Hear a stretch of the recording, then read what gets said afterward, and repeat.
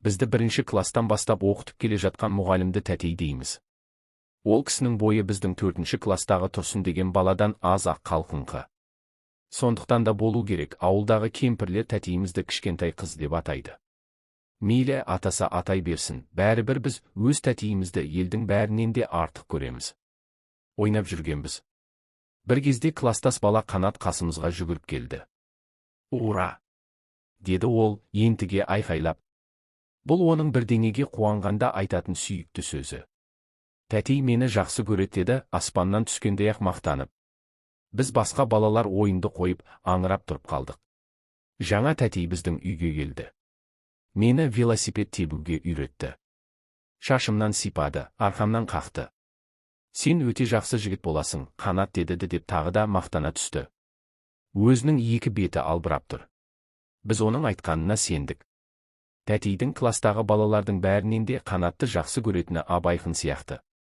Біз мұңайып қалғандай едік, ешқайсымыздың да ойынға зауқымыз жоқтай.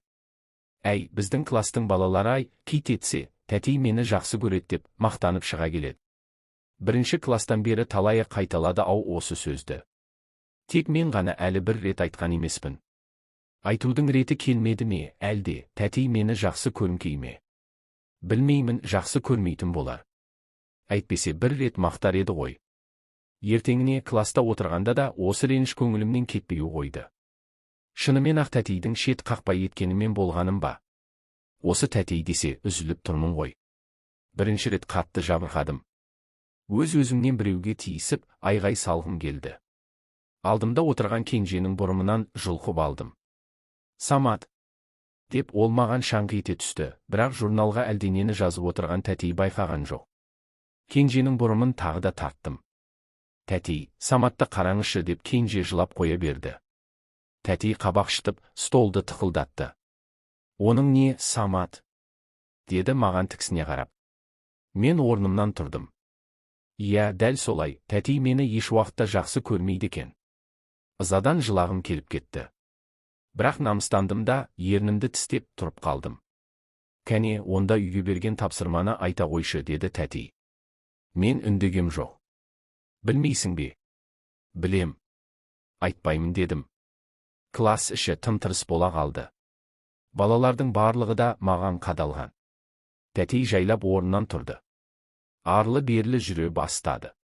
«Үйтсең, мен саған өкпелеймін, Самат» деді онан соң.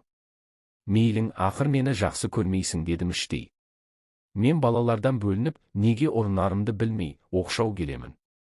Анадай жерде пысылдап, күйіс қайтарып жатқан сүзеген тайыншаны сумкаммен басынан бір қойып жібермек едім. Кенет ұшып түскенімді ғана білемін.